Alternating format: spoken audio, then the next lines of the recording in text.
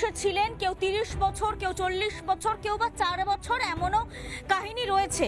তবে ক্ষমতা বদলের পর এসআইআর এর পর এই প্রথম আবার কিন্তু সেই হাকিমপুরের চেকপোস্টে, এবং যেটা বলছি ক্ষমতা বদলের পর ফের আবার জিনিসপত্র লোটাপত্র নিয়ে ফের নিজেদের দেশে ফেরার হিড়িক একেবারে বলা যেতে পারে। চলে যেতে হবে, থাকা যাবে না, এই জন্য চলে যাচ্ছে।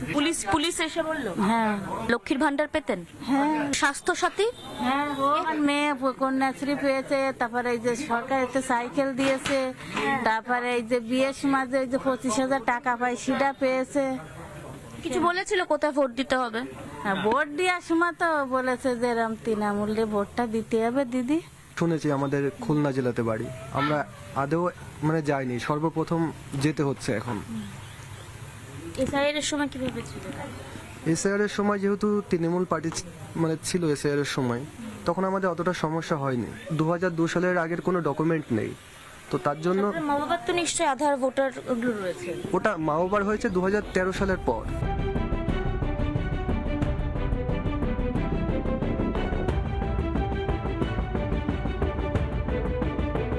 যে সরকার আছে সে সরকার আমাদের রাখবে না।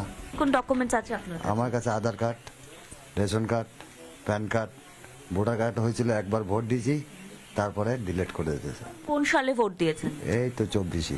লোকরা আর কি, আমাদের যে আমরা যেখানে এরিয়াটাই থাকতাম, তো ওটা হচ্ছে তৃণমূল এরিয়া। তো আমার বাবা ওখানেই থাকতো, তো আমার বাবাকে বলেছিল যে এরকম আমরা তোমাকে সব ডকুমেন্টস করে দেবো, আর আমাদের একটু সাপোর্ট দিও। চেঞ্জ হয়েছে ওখানে, ওখানে আমরা থাকতে পারছি না, এটাই হচ্ছে কথা।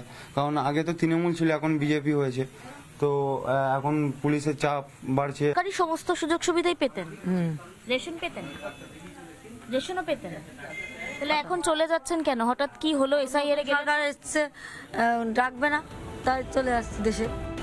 হাফ হাফে ইঙ্গিতে আকারে বুঝিয়ে দেওয়া যে তোমার ডকুমেন্টস আমি বানিয়ে দিচ্ছি, বদলে কিন্তু ভোটটা তৃণমূলকেই দিতে হবে। এবং এইভাবেই আজকের কার্যত দেশ ছাড়তে বাধ্য হচ্ছেন ফিরোজের মতো একাধিক হাকিম পোস্টে বসে থাকা, হাকিমপুর পোস্টে বসে থাকা ব্যক্তিরা। ক্যামেরায় পার্থসারথী রয়ের সঙ্গে পিঙ্কি অধিকারী, রিপাবলিক বাংলা। নানা ধরনের কন্টেন্ট দেখার জন্য লাইক করুন, শেয়ার করুন আমাদের ফেসবুক পেজ, সাবস্ক্রাইব করুন আমাদের ইউটিউব চ্যানেল। পাশাপাশি অন্যান্য ব্রেকিং নিউজের জন্য অবশ্যই চোখ রাখুন রিপাবলিক বাংলায়।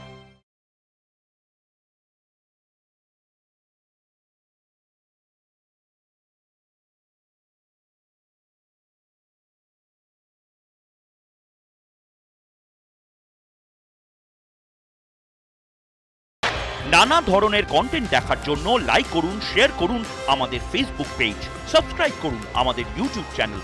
পাশাপাশি অন্যান্য ব্রেকিং নিউজের জন্য অবশ্যই চোখ রাখুন রিপাবলিক বাংলায়।